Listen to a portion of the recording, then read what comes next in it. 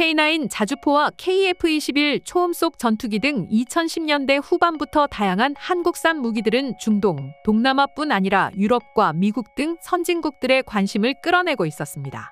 핀란드와 호주, 노르웨이 등 관심에 그치지 않고 실제로 막대한 금액을 지불하고 실구매까지 이어진 국가들도 많았죠. K방산 산업이 세계로 뻗어나가는 와중 새로운 희소식이 들려왔습니다. 바로 KUH-1 수리온, 한국의 힘으로 개발해내어 세계 11번째 헬기 개발국이라는 명성을 가져다준 장비입니다. 과연 이 수리온이 어떤 희소식이 물고 비상하였는지 알아보겠습니다.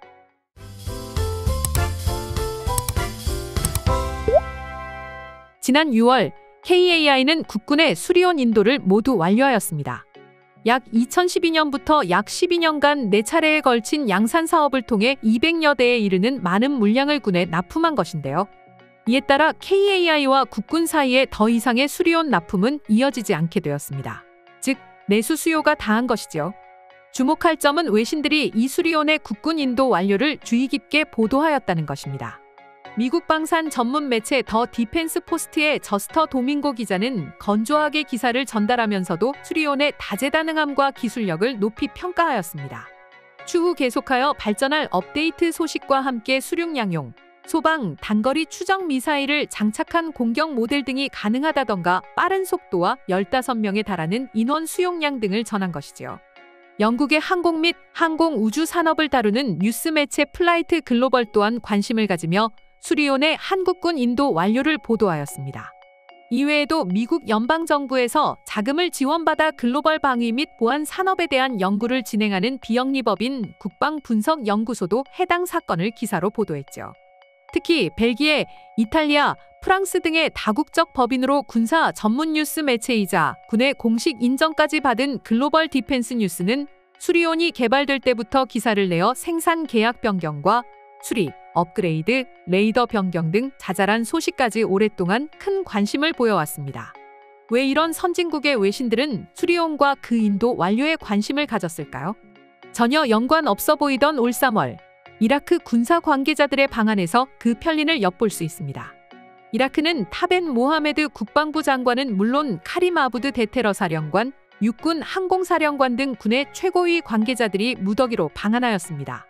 그들은 KAI 서울사무소를 방문하여 수리온과 수리온 계열 중형헬기 흰수리 등의 운용 장면을 참관하였는데요. 특히 수도권에서 경남 사천 KAI 본사까지 수리온을 타고 이동한 뒤 흰수리에까지 직접 탑승이었습니다.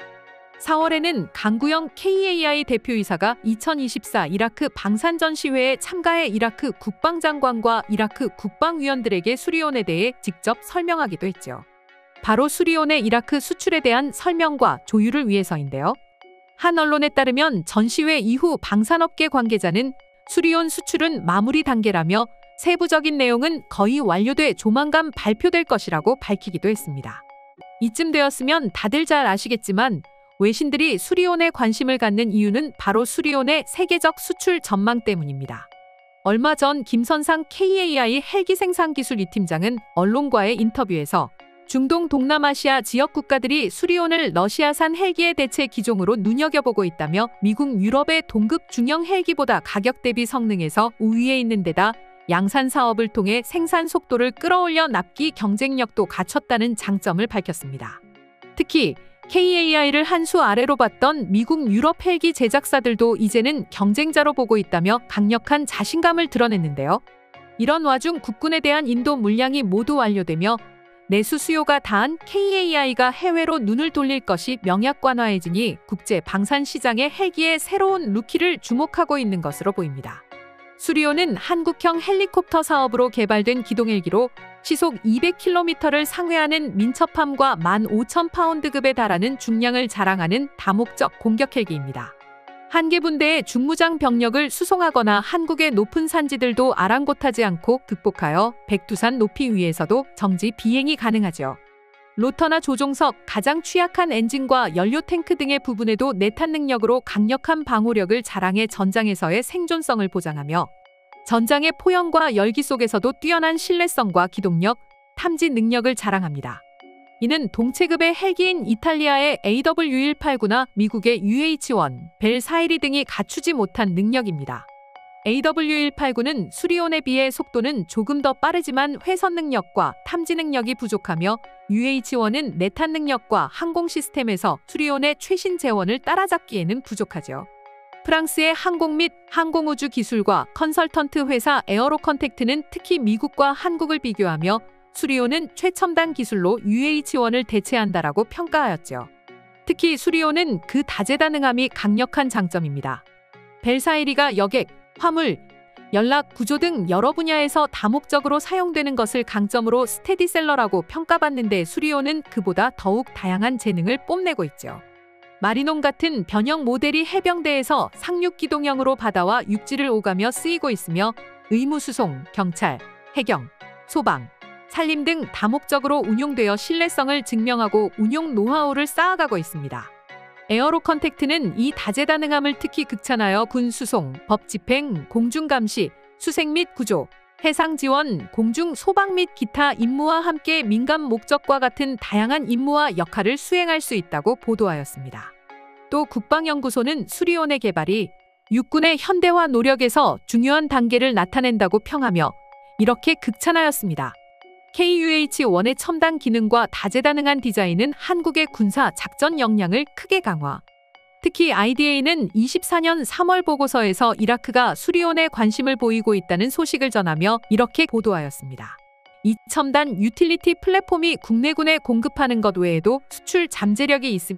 이러한 다재다능함을 기반으로 두바이에서 열린 두바이 에어쇼에서 아랍에미리트와 수리온 수출 기본형 시제기 수출 협상을 진행하기도 했습니다.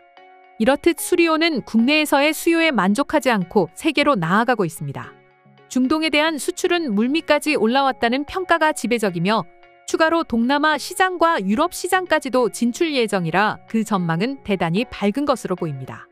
이런 자랑스러운 수리온에 대한 해외의 반응이 어떤지도 궁금한데요. 해외에서 수리온을 어떻게 보고 있는지 알아보겠습니다. 한국은 세계에서 11번째로 대단히 빠른 헬기 개발 국가야. 수리온이 기존 헬기 시장에 미국과 러시아, 이탈리아 등을 밀어내면 볼만하겠는데 아무리 한국이라도 시장을 선점한 서구의 상품을 밀어내긴 어렵지. 기껏해야 지금 성공한 중동과 동남아 정도만 차지한다고 봐.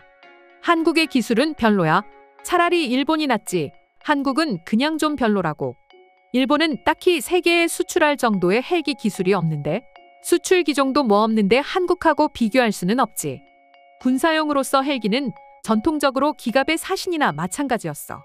재원은 다르지만 아파치와 현대 전차 간의 교환비는 무려 1대 30에 달한다고. 그런 두려운 병기를 홀로 개발해내는 대단한 기술력은 세계의 대부분에서 가지고 싶지만 가질 수 없는 것이지 한국은 가졌고. 전투의 병력 수송의 소방, 구조, 산림 감시나 화재 진압 등등등 뭐 거의 헬기계의 레오나르도 다빈치 아닌가. 다재다능의 천재네. 미국의 벨이 돈을 쓸어 담았던 이유는 어디에다 써도 써먹을 수 있는 유연함의 지분이 대단히 컸지. 한국의 수리온은 그 지위를 대단히 두렵게 위협할 신진의 강자로 보이네. 전통적으로 방산산업에서 강자를 뽑으라면 러시아, 미국, 프랑스, 영국, 독일 정도였는데 이제 여기 한국이 추가된 것 같네. 심지어 이들 사이에서 줄을 세워도 서너 손가락 안에 들겠는데 선진국도 세대 교체가 될 때가 되었지. 과연 한국의 수리온이라는 루키가 어디까지 할 수 있는지 두고 봐야겠어. 개인적으로 한국의 기술과 외교력 수준에선 강력한 돌풍을 일으키긴 어렵다고 봐. 다재다능함은 커다란 강점이지만 시장 선점을 깨트리려면 어지간한 우위로는 힘들고 한국이 그 정도로 압도적인 우위를 차지했다고는 믿기 어려워.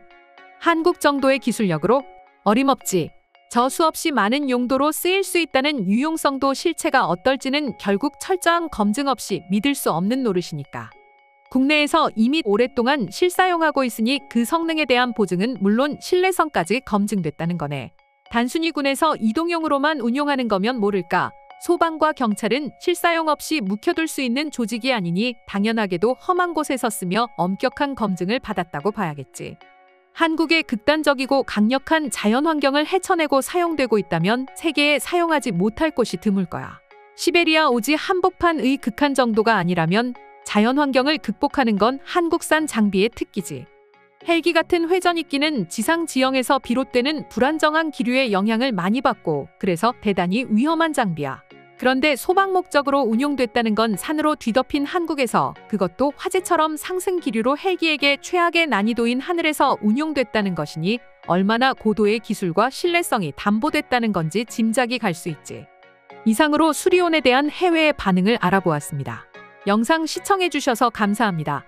좋아요와 구독은 영상 제작에 큰 힘이 됩니다. 다음에는 더 좋은 영상으로 돌아오겠습니다.